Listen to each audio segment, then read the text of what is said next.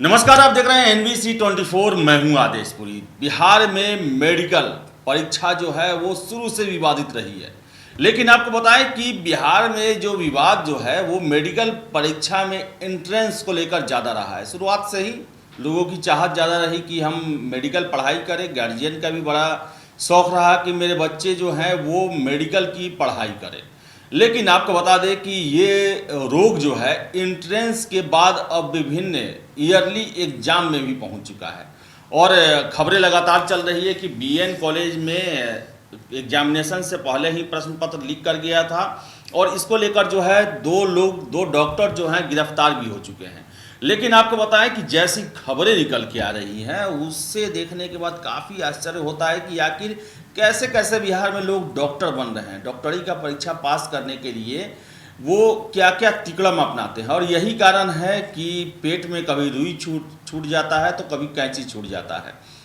छात्र जो हैं वो गड़बड़ तरीके से एंट्रेंस पास करेंगे और 2 नंबर तरीके से ईयरली एग्जाम पास करेंगे तो यही होना है।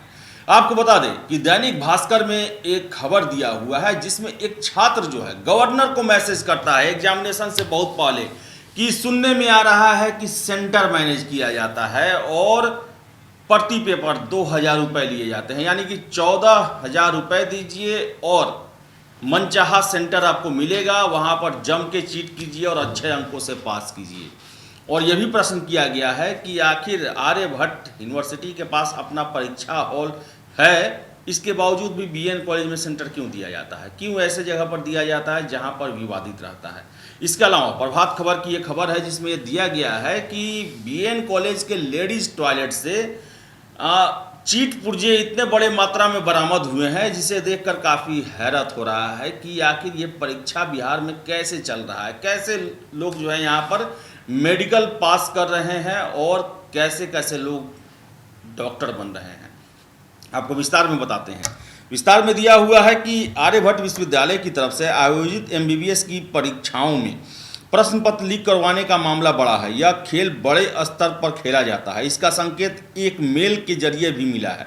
27 मई को MBBS फाइनल ईयर की परीक्षा होनी थी। 17 मई को PMCH के एक छात्र ने गवर्नर और विश्वविद्यालय के VC को मेल लिखा था। इस मेल में लिखा था कि सर, ऐसी अफवाह सुनने में आ रही है कि MBBS फाइनल ईयर की परीक्षा चीटिंग के लिए सेंटर को मैनेज कर लिया गया है।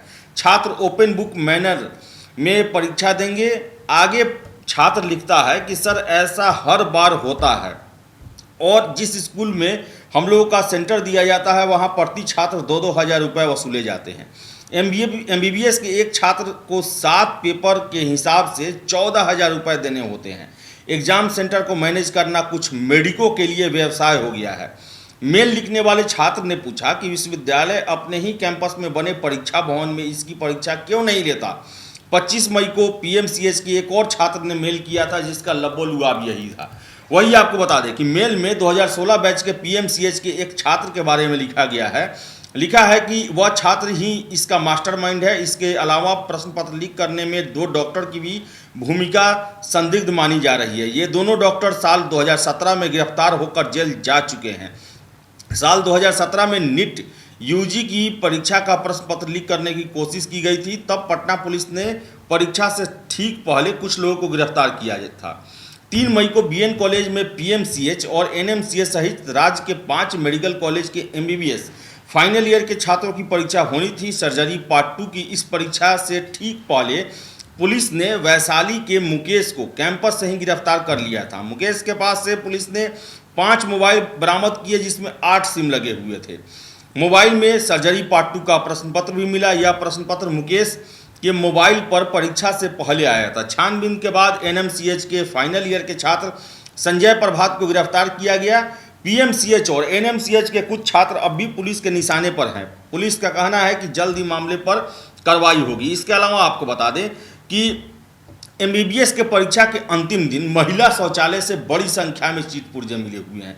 आपको बता दें कि आर्यभट्ट ज्ञान विश्वविद्यालय MBBS फाइनल ईयर की परीक्षा अंतिम दिन BN कॉलेज केंद्र पर महिला शौचालय से बड़ी संख्या में चीट पुर्जे बरामद किए गए। BN कॉलेज केंद्र पर परीक्षा से पूर्व प्रतिदिन छात्रों की चेकिंग की जाती है, लेकिन परीक्षार्थियों ने पहले ही माइक्रो फोटो स्टेट कराकर सारे चीट पुर्जे लेडीज टॉयलेट में छुपा दिए।